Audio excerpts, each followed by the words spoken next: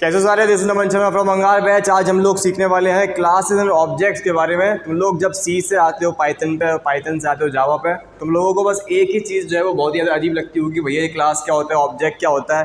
फिर वहाँ पे लिख क्या आता है, public, static, void, main, directly पढ़ा दिया जाता है। एक काम करते हैं, जिसे समझते हैं कि भैया क्लास का मतलब क्या है, ऑब्जेक्ट का मतलब क्या है, फिर ये पब्लिक, स्टैटिक, वॉइड, मेन सब कुछ समझ में आएगा। इतना याद रखना कि इस लेक्चर के बाद तुम लोग को जावा में जो बेस है वो क्लियर होने वाला है, क्योंकि जावा एक ऑब्जेक्ट ओरिएंटेड प्रोग्रामिंग लैंग्वेज है, तो उसके लिए ऑब्जेक्ट्स और क्लासेस क्या होते हैं ये पता होना चाहिए, ये बहुत ज़्यादा ज़रूरी है। तो चलो यार, ज़्यादा टाइम वेस्ट नहीं करते, डायरेक्टली स्टार्ट कर देंगे। चलो ठीक है, चलो भाई आज हम लोग सीखने वाले हैं। पहले तो क्लास क्या होती है, ठीक है, राइटिंग पे कोई जाएगा नहीं, पहले बता के चल रहा हूँ। क्लास, ठीक है, क्लास और ऑब्जेक्ट भाई समझना। अभी मैं जो बोलूँ सिंपली उसको समझ लेना, उसके बाद अच्छे से बताएंगे क्या चीज़ है, ठीक है। क्लास को कह लो blueprint for creation of object, ठीक है। तुम जो भी ऑब्जेक्ट बनाओगे उसका एक ब्लूप्रिंट। अब भैया ऑब्जेक्ट क्या होता है मुझे पता है, दिमाग में 10 चीज़ें आएंगी जब तुम ये पहले डेफिनेशन पढ़ोगे। 10 चीज़ें आएंगी कि भैया ऑब्जेक्ट क्या होता है और ब्लूप्रिंट से मतलब क्या है। देखो अभी ध्यान सुनना, जब तुम कोई प्रोग्राम लिख रहे हो, जब तुम सी में लिखते थे, सी में कैसे लिखते थे, हैशटैग इंक्लूड लगाया, इंट मेन लगाया, ये सब क्या तुम्हारा काम हो गया है ना। इंट मेन लिखते थे, अगर 2 नंबर ऐड करने हैं क्या प्रोग्राम लिखोगे, ऐसे इंट मेन करते थे, इंट मेन लगाया, वही तुम्हारा हैशटैग इंक्लूड जो भी होता है, ठीक है। उसके बाद लगाओगे इंट a = 7 लगा दिया, और b = 3 लगा दिया, c = a + b लगा दिया, और यहाँ पे तुम उसको प्रिंट कर देते थे। बहुत सिंपली अगर 2 नंबर ऐड करने की बात करूँ, ऐसा सिंपल सा प्रोग्राम बन जाया करता था। यहाँ बंद कर दिया। देखो यहाँ पे जो चीज़ हो रही है वो बहुत ज़्यादा सिंपल है, सी लैंग्वेज है, बहुत आराम से काम कर रही है। पर जब तुम जावा में आते हो तो जावा में सारी चीज़ें जितनी भी होने वाली हैं वो सारी सिर्फ तब काम करेंगी जब प्रोग्राम का एक ऑब्जेक्ट बनाया जाएगा। अब भैया ऑब्जेक्ट क्या होता है, ये रियल वर्ल्ड है, ठीक है, असल ज़िंदगी है। यहाँ पे कौन से ऑब्जेक्ट दिखाई दे रहे हैं, यहाँ पे ये डस्टर दिखाई दे रहा है, मेरा एक ऑब्जेक्ट है, ठीक है। तुम्हें आसपास और क्या चीज़ दिखाई दे रही है, मैं दिखाई दे रहा हूँ, मैं एक ऑब्जेक्ट हूँ, ठीक है। अब देखो ये चीज़ें तुम अपने कॉलेज की क्लास में भी सुनोगे कि भैया रियल वर्ल्ड एंटिटी। अब भैया प्रोग्रामिंग का रियल वर्ल्ड एंटिटी से क्या लेन देन है, इस डस्टर का मेरे प्रोग्रामिंग से क्या लेन देन है, समझाता हूँ। जब तुम प्रोग्राम लिखते हो तो वो प्रोग्राम तुम्हारा कहाँ पे सेव होता है, क्या लगता है, मेमोरी में, ठीक है। मेमोरी में सेव होता है प्रोग्राम जब हम लिखते हैं तो, ठीक है। कौन सी मेमोरी में होता है, कौन सी मेमोरी में होता है बताओ, लोकल डिस्क में, हार्ड डिस्क में सेव होता है, ठीक है, ठीक। अब देखो ये मान लो तुम्हारे कंप्यूटर के 2 कंपोनेंट्स हैं, ये है तुम्हारा हार्ड डिस्क, ठीक है, और ये है तुम्हारा रैम। सब कुछ समझ में आएगा, बस आराम से स्लोली चबा के खाओ, समझ में आएगा, ठीक है, इतनी गारंटी मेरी है। हार्ड डिस्क और रैम, जब मैंने प्रोग्राम लिखा, Ctrl+S दबाया, उसे सेव करा, वो कहाँ गया होगा, वो गया होगा हार्ड डिस्क में जाके सेव हो गया होगा, ठीक है। हार्ड डिस्क में जाके मेरा प्रोग्राम सेव हो गया। मान लो मैं इसे कह देता हूँ abc.java, ठीक है। मान लो मैंने कोई जावा का प्रोग्राम लिखा, कुछ भी, या सी का प्रोग्राम लिखा, वो कहाँ सेव हुआ होगा, वो सेव हुआ होगा हार्ड डिस्क में, ठीक है। अच्छा, अब जब मैं उसे अगर ये सी का प्रोग्राम होता, तो मेरे को जो भी सामान है मैं डायरेक्टली इस्तेमाल कर सकता था, ठीक है। पर जब ये जावा का प्रोग्राम है तो यहाँ पे थोड़े से चेंजेस आते हैं। मतलब देखो अगर ये सी का प्रोग्राम होता, ये सी का प्रोग्राम है, मान लो abc.c, ये डायरेक्टली रैम में गया, मेमोरी ऑक्यूपाई करी और चलने लग गया। मतलब अबे गेम ले लो, कोई भी गेम ले लो, सबवे सर्फर, GTA, तुम कोई भी गेम ले लो, कोई भी एप्लीकेशन ले लो, तुम जब क्लिक करते हो कहाँ होता है, हार्ड डिस्क में होता है, मेमोरी कार्ड में होता है, फ़ोन के इंटरनल स्टोरेज में होता है। क्लिक करते हो कहाँ जाता है, रैम में जाता है। तो वही चीज़ कह रहा हूँ, रैम में जाएगा।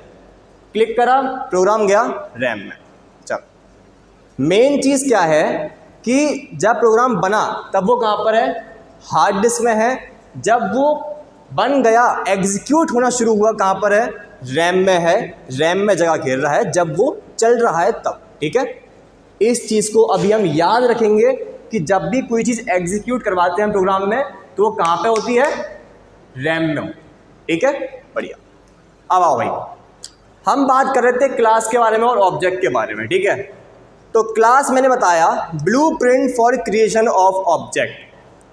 अब सिंपली सुनो, मैं यहाँ पे एक प्रोग्राम लिखने वाला हूँ। ठीक है, यहाँ एक प्रोग्राम लिखता हूँ जल्दी से।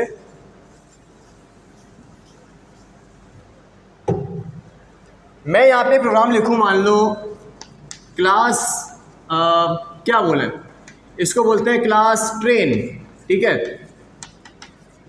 ट्रेन मतलब चुक चुक चुक चुक। ठीक है, कुछ भी नाम ले सकते थे मैं। ठीक है, अब क्लास ट्रेन के अंदर मैं कह रहा हूँ कि यार एक फंक्शन बना लेते हैं। फंक्शन बनाना हम लोगों ने सी में सीखा था, बहुत सिंपल होता है। क्या रूल होता है, इंट, वॉइड, कैरेक्टर, जो भी उसका रिटर्न टाइप है वो लिखो, जैसे कि वॉइड, और जो फंक्शन का नाम है वो लिखो। हम लोग को बेसिक सी तो आती है यार, है ना। तो एक हमने जैसे लिखा कि वॉइड ड्राइव। ठीक है, ड्राइव, तो यार ट्रेन ड्राइव करने का हमने एक फंक्शन बनाया है। जब ये फंक्शन चलेगा तो हम क्या करेंगे, system dot out dot println, समझ में आएगा, बिल्कुल टेंशन मत लो, प्रिंटलन स्टार्टेड।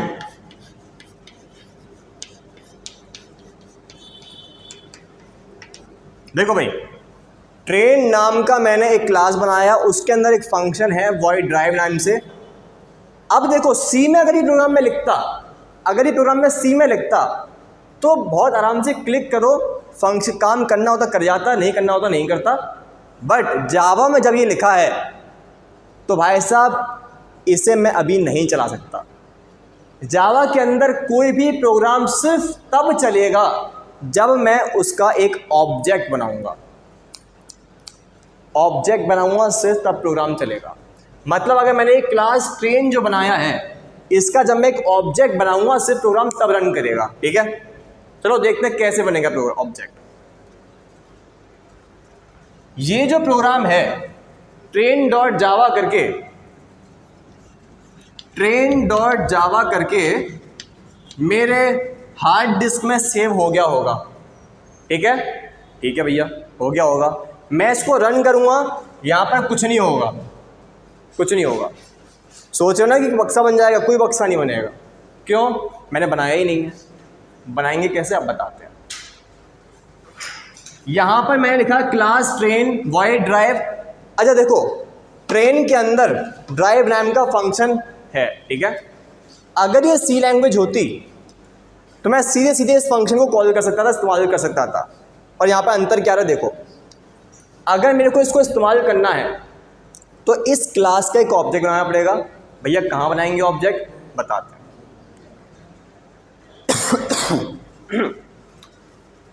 जा रही है, क्लियर आ रहा है? इसको हटा देते हैं अभी। मैंने बताया ब्लूप्रिंट है एक ऑब्जेक्ट का।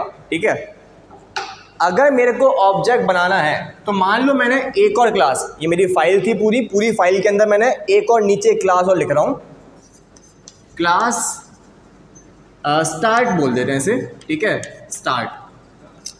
तो क्लास स्टार्ट के अंदर मैं इस क्लास का एक ऑब्जेक्ट बनाऊंगा, तब ये प्रोग्राम को मैं यूज़ कर पाऊंगा। ठीक है, तब मैं इस प्रोग्राम को यूज़ कर पाऊंगा जब मैं इसका एक ऑब्जेक्ट बना दूंगा। कैसे ऑब्जेक्ट कैसे बनाएंगे, बहुत सिंपल तरीका, बहुत ही ज़्यादा सिंपल तरीका है। सिंपली लिखेंगे train T equals to new train.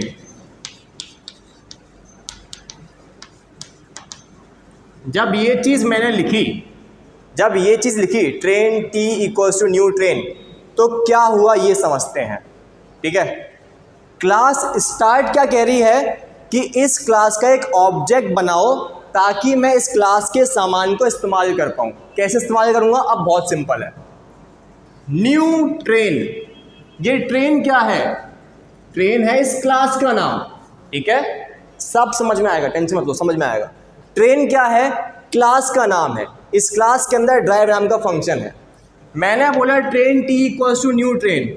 New एक जावा का कीवर्ड है। जब मैं ये लिखूंगा और ट्रेन ऐसे लिखूंगा और ऐसे लगाऊंगा, ये कॉल करूंगा, तो ये चीज़ क्या करेगी, मेरी रैम के अंदर ट्रेन क्लास का एक ऑब्जेक्ट बना देगी। और ऑब्जेक्ट से मेरा मतलब क्या है समझना, ऑब्जेक्ट से मेरा मतलब क्या है कि ये जो अभी ये क्या मालूम है, ये सिर्फ एक लिखा हुआ नक्शा है भाई, ब्लूप्रिंट है कि जब ऑब्जेक्ट बने तो उस ऑब्जेक्ट के अंदर कौन से फंक्शंस होने चाहिए, कौन से वैल्यूज होनी चाहिए, कौन से वेरिएबल्स होने चाहिए।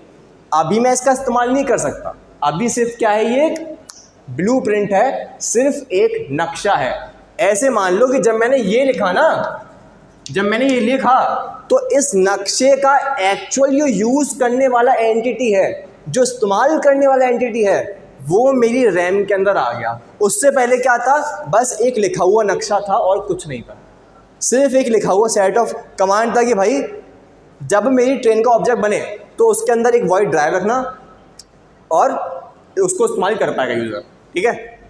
अच्छा, तो जब मैं लिखा train T equals to new train, इससे क्या हुआ होगा, इससे ये हुआ होगा कि तुम्हारा न्यू ट्रेन से क्या हुआ, मेमोरी एलोकेट हुई, किसके लिए, ट्रेन के ऑब्जेक्ट के लिए। और ट्रेन के ऑब्जेक्ट के अंदर क्या क्या होगा, ट्रेन के ऑब्जेक्ट के अंदर होगा एक ड्राइव नाम का फंक्शन।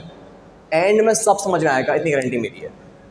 ड्राइव नाम का एक फंक्शन होगा ऑब्जेक्ट के अंदर, ठीक है, यहाँ पे ड्राइव नाम का फंक्शन होगा ऑब्जेक्ट के अंदर। अब इस फंक्शन को मैं इस्तेमाल कर सकता हूं, क्या बोला, क्या डायरेक्टली क्लास को इस्तेमाल कर सकता हूं, नहीं कर सकता। मेरे को इसका एक ऑब्जेक्ट बनाना पड़ेगा किसी दूसरी क्लास के अंदर, किसी दूसरी क्लास के अंदर इसका एक ऑब्जेक्ट बनाना पड़ेगा। अब उस ऑब्जेक्ट को मैं इस्तेमाल कर सकता हूं, कैसे इस्तेमाल करेंगे बताता हूं। यहां पर लिखा है train T equals to new train. जब मैंने न्यू ट्रेन लिखा, जब न्यू ट्रेन लिखा तो यहाँ पे एक मेमोरी एलोकेट हुई, एक मेमोरी घिरी मेरी रैम के अंदर, जिसमें ड्राइव नाम का फंक्शन है, मैं इसे कॉल कर सकता हूँ, ठीक है, बहुत बढ़िया। ये टी क्या है, ये टी बता रहा है, ये है रेफरेंस वेरिएबल। क्या है, रेफरेंस वेरिएबल। रेफरेंस वेरिएबल कुछ नहीं है, बहुत बड़ी चीज़ नहीं है। रेफरेंस वेरिएबल बेसिकली भाई ऐसे मान लो कि एक वेरिएबल है जो कि इस मेमोरी की तरफ पॉइंट कर रहा है, यूँ पॉइंट कर रहा है, ठीक है। अगर मैं इस्तेमाल करना चाहता हूँ ड्राइव फंक्शन इस ट्रेन क्लास का, और स्पेसिफिकली बोलूँ तो ट्रेन ऑब्जेक्ट का, ठीक है, क्लास का थोड़ी ना हम इस्तेमाल करें, क्लास तो बस एक नक्शा था, है ना।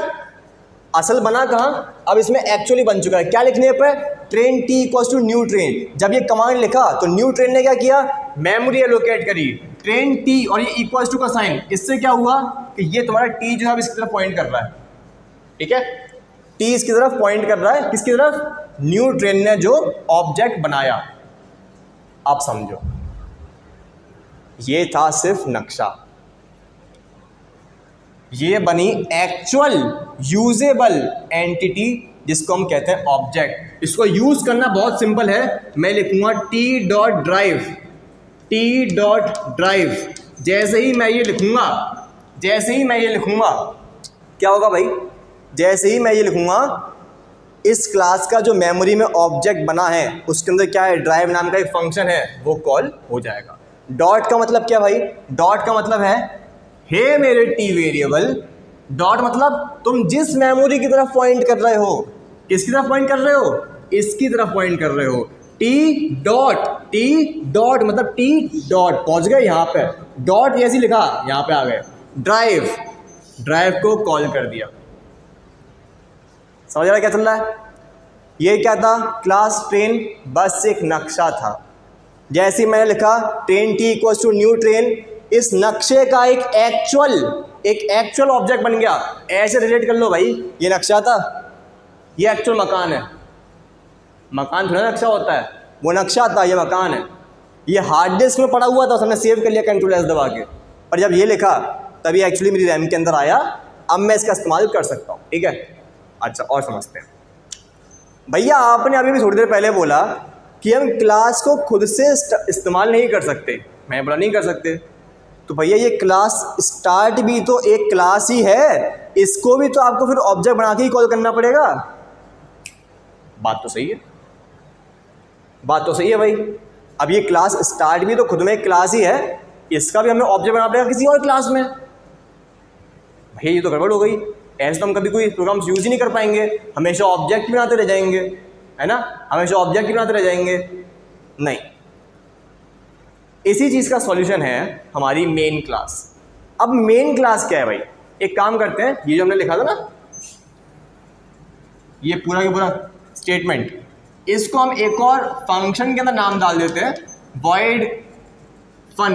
ठीक है, void fun, इसके अंदर मैंने ये कंटेंट सेव कर दिया है। ठीक है, void fun के अंदर, ठीक है, void fun के अंदर क्या किया, train t equals to new train और t डॉट ड्राइव मैंने सेव कर दिया। ठीक है, कंट्रोल एस दबा दिया, सेव हो गया, दो क्लासेस मेरी सेव हो गई, इसके साथ ये क्लास भी मेरी दोनों सेव हो गई। आराम से कर लोगे, कोई दिक्कत नहीं है, नोट पैड में दोनों डाल के सेव कर दोगे आराम से। अब देखो क्या होगा, अब मुझे इस स्टार्ट क्लास का भी एक बनाना पड़ेगा ऑब्जेक्ट। कहाँ बनाएंगे, एक और क्लास बना लो भैया, उसमें फिर से इसका start S T equals to new start करोगे, फिर S T dot fun call कर दोगे उस नई क्लास में। क्या बोल रहा हूँ, एक नई क्लास बना लो, उसके अंदर start S T equals to new start लिख दो, जैसे यहाँ पे बनाया था ट्रेन का, वैसे स्टार्ट का बना लो, और फिर उसमें S T dot fun call कर दो। मैंने बोला कर लो, पर फिर उस क्लास के लिए भी एक और क्लास बनानी पड़ेगी उसको स्टार्ट करने के लिए। तुम देख रहे हो, अब यहाँ पे हम कंफ्यूजन में फंस गए कि भैया इस क्लास का ऑब्जेक्ट बनाने के लिए हमने ये क्लास इस्तेमाल करी, अब इस क्लास का ऑब्जेक्ट बनाने के लिए हम ये क्लास इस्तेमाल कर रहे हैं, तो ऐसा तो कभी कंटिन्यू होगा। इसीलिए हमारे पास है मेन क्लास। मेन क्लास क्या बताती है कि तुम्हें भैया अब इस क्लास का, इस पर्टिकुलर क्लास का ऑब्जेक्ट बनाने की ज़रूरत नहीं है, जितना भी एग्जीक्यूशन होगा वो कहाँ से शुरू होगा, इस पर्टिकुलर क्लास से स्टार्ट होगा। ठीक है, बताते हैं कि वो कौन सी क्लास है। अगर मैं चाहूँ तो मैं इसी को मेन क्लास में कन्वर्ट कर सकता हूँ बहुत आराम से। कैसे करूँगा, ऐसे करूँगा, मिटा के नहीं भैया के उतार।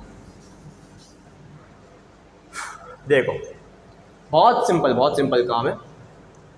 मैं यहाँ पे लिखूंगा एक लाइन,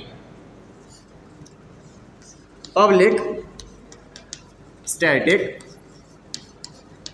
void मेन। अभी मान लेते हैं कि हम लोग को ये समझ में आ चुका है, तो इसको अभी हम इग्नोर कर सकते हैं। ठीक है, कर सकते हैं ignore. Public static void main string args for the time being. अभी के लिए मान लो कि इस स्टेटमेंट को एज इट इज ही यूज करना पड़ेगा, कोई और ऑप्शन नहीं है, ये पूरा लिखना पड़ेगा। इसका मतलब क्या है, याद रखना यहाँ पे पी स्मॉल है। ठीक है, पी स्मॉल है, सब कुछ स्मॉल में है, सब कुछ स्मॉल में है, बस स्ट्रिंग का एस कैपिटल में है। ठीक है, ये गलती मत करना। आ जाओ, अब मैंने कहा कि ट्रेन का ऑब्जेक्ट बनाना है। अगर तुम इस मेथड के अंदर वो कर दो, जैसे कि ऐसे train t equals to new train, यहाँ पे कर दो भाई तुम। ठीक है, यहाँ पे कर दिया और बोल रहे हैं t डॉट ड्राइव। अब मैं अगर ये चीज़ यहाँ पे कर दूँ, train t equals to new train, मैंने उस ट्रेन क्लास का ऑब्जेक्ट बनाया और बोला t डॉट ड्राइव, यहाँ पे क्या होगा, ट्रेन का ड्राइव फंक्शन कॉल हो जाएगा। क्या मेरे को स्टार्ट का भी कोई ऑब्जेक्ट बनाने की जरूरत पड़ेगी स्टार्ट क्लास को शुरू करने के लिए? नहीं, इसके लिए मेरे को इसका अलग से ऑब्जेक्ट नहीं बनाना पड़ेगा। ठीक है, ये अपने आप ही रन कर जाएगा बिना उसका कोई ऑब्जेक्ट बनाए। ठीक है, अब यहाँ पर जब समझते हैं कि भैया ये पब्लिक स्टैटिक वॉइड में इतना समझ में आ गया क्लास क्या है। क्लास क्या है, ब्लूप्रिंट है या कह लो नक्शा है, जो कि लोकल डिस्क में मेरी पड़ा हुआ है। जब भी मेरे को उसका कोई फंक्शन मेथड इस्तेमाल करना होगा, मैं लिखूंगा क्लास का नाम, रेफरेंस वेरिएबल का नाम, इक्वल्स टू का साइन, न्यू कीवर्ड और क्लास का नाम, ये दो ब्रैकेट्स सेमीकोलन ऐसे, ठीक है।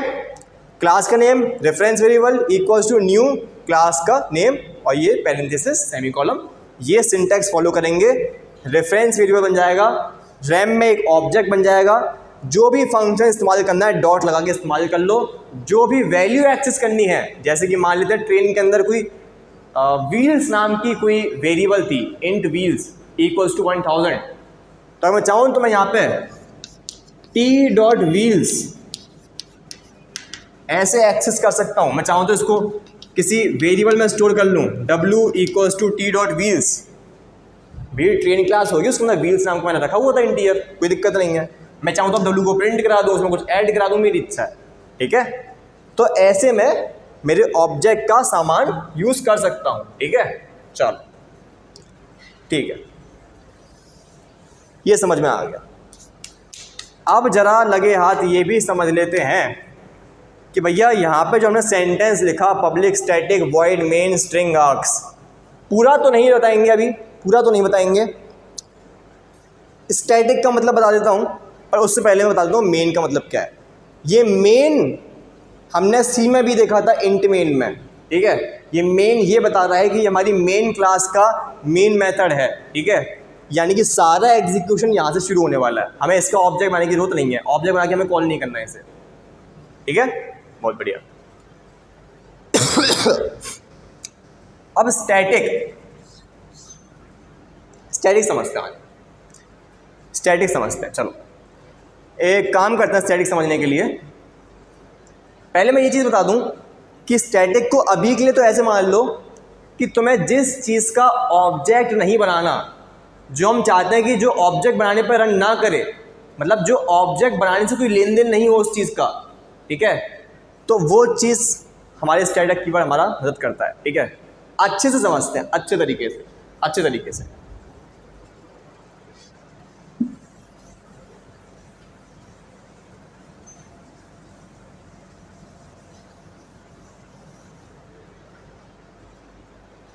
इसको बैठा ही देते हैं फिलहाल के लिए।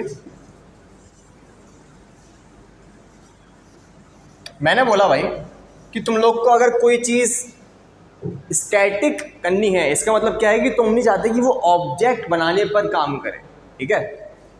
और सही तरीके से बताऊं मैं तो जब तुम्हारा मान लो कि मैंने क्लास बनाई सर्कल नाम से, ठीक है, क्लास सर्कल, ठीक है, सर्कल नाम की मैंने क्लास बनाई, ठीक है, ओके। मैंने बोला कि इसके अंदर मैं एक इंट रेडियस रखूंगा, इंट रेडियस, ठीक है, int radius RAD equals to कुछ नहीं, मैं कह लेता हूँ, मान लो तो 3 बोल दो या जो तुम्हारा मन करे, ठीक है, जो भी रखना चाहो तुम वो रख सकते हो, फर्क नहीं पड़ता, ठीक है। इंट रेडियस सेमीकोलन लगा के भी छोड़ सकता हूँ, कोई वैल्यू देनी जरूरी नहीं है। इंट रेडियस, अभी समझाओ स्टैटिक क्या है। बिल्कुल इससे बेहतर तरीके से स्टैटिक कहीं समझ में नहीं आएगा, कहीं पे नहीं, ठीक है। आज समझ में, मैंने लिखा इंट RAD, ठीक है, और मैंने इसमें एक फंक्शन और बना रहा हूँ, वॉइड एरिया,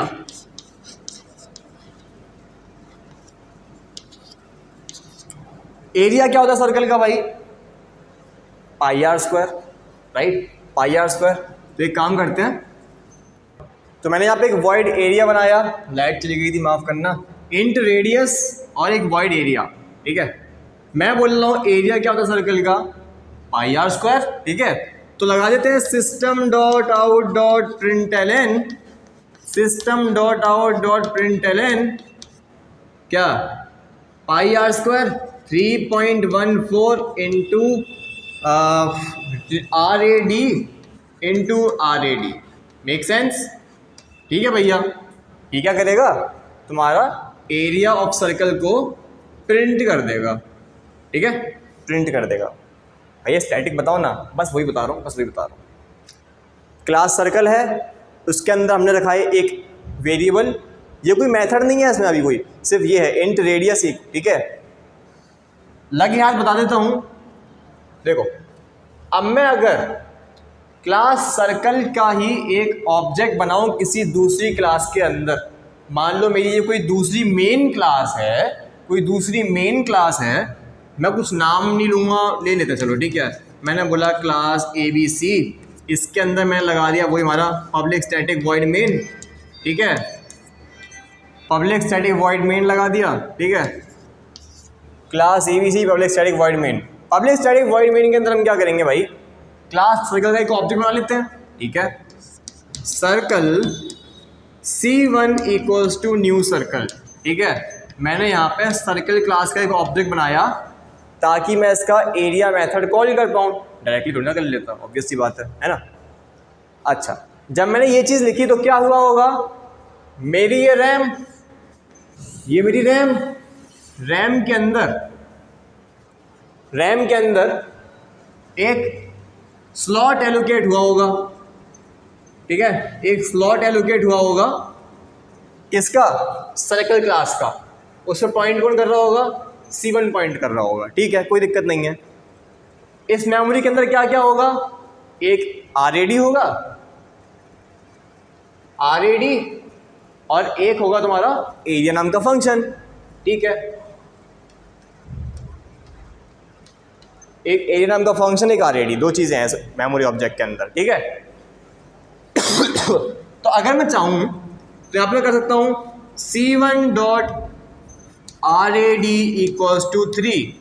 उसके बाद इससे करने से क्या होगा कि जो RAD की वैल्यू है वो कितनी सेट हो जाएगी, 3 सेट हो जाएगी यहाँ पे ऑब्जेक्ट के अंदर, ठीक है। अच्छा, अगर मैं आप करता हूँ C1 डॉट एरिया को कॉल,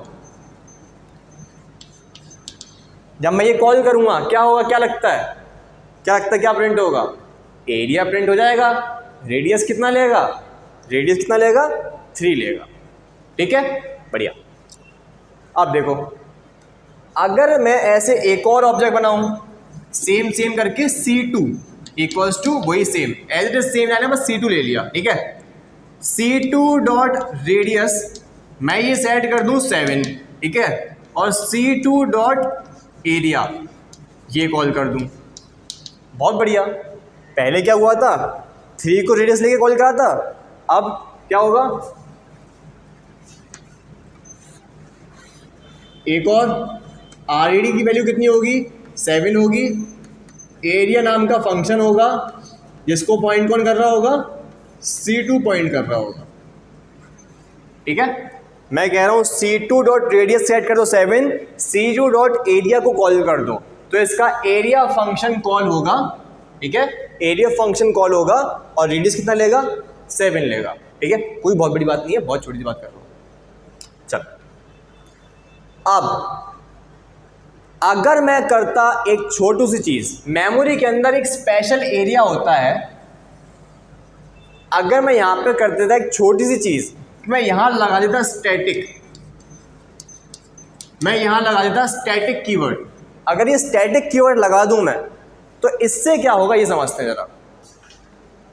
स्टैटिक कीवर्ड लगाने से क्या हुआ कि ये अब रेडियस जो है ना, ये तुम्हारा हर एक ऑब्जेक्ट में कॉपी नहीं होगा, ठीक है, हर एक ऑब्जेक्ट में कॉपी नहीं होगा, इसका ऑब्जेक्ट से अब कोई लेन देन नहीं है, ठीक है। ये क्या होगा, इस एरिया में जाएगा।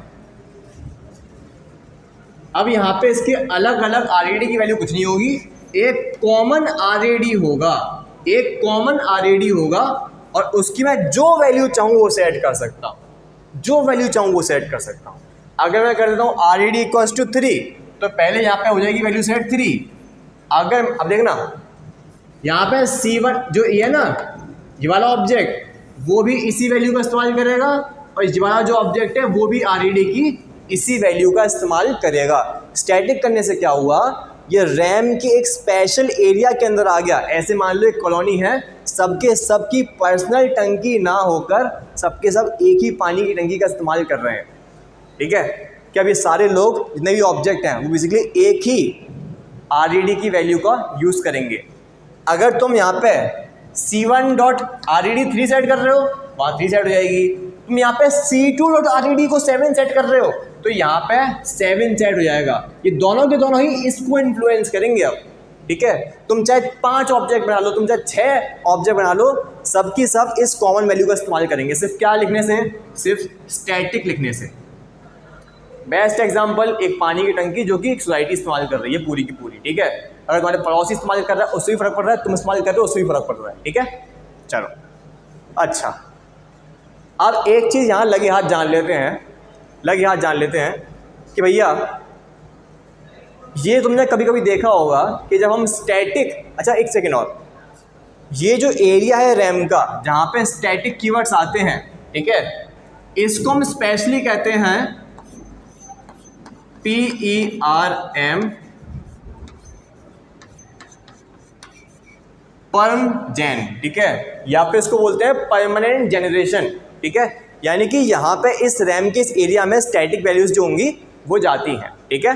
अच्छा, होपफुली समझ में आया होगा कि स्टैटिक क्या करता है, एक कॉमन एरिया बना देता है, वापस सारी की सारी उस रैम के अंदर सारी स्टैटिक वैल्यूज जाएंगी और वो ऑब्जेक्ट जितने भी हैं वो उसी वैल्यू का इस्तेमाल करेंगे। अब देखना दिक्कत क्या है, जब तुमने कभी क्या करोगे, स्टैटिक का इस्तेमाल करोगे तो वहाँ पे एक बहुत कॉमन सी दिक्कत आएगी, cannot access non static context inside static method. ये एक प्रॉब्लम आती है, जिन्हें थोड़ी बहुत कोडिंग कर रखी होगी उनको एक प्रॉब्लम आती है, उसका सॉल्यूशन मैं अभी बता रहा हूँ कि आखिर दिक्कत होती क्या है वहाँ पे। ये तुम्हें कहीं नहीं मिलेगा, जो सर्च कर लो, ठीक है, कहीं नहीं मिलेगा ये चीज़। प्रॉब्लम ये आती है कि अगर मैंने यहाँ पे स्टैटिक यहाँ पे नहीं किया और मान लो स्टैटिक मैंने यहाँ कर दिया वॉइड के पीछे, तो ये करने से क्या हुआ, अब ये रेडियस तो भाई साहब इंडिपेंडेंट है, रेडियस तो इंडिपेंडेंट है पर एरिया मेरा इंडिपेंडेंट नहीं है। मतलब एरिया फंक्शन आएगा मेरे परमानेंट जनरेशन में, या मैं बोलूँ स्टैटिक एरिया में, और रेडियस हर किसी का कुछ भी हो सकता है।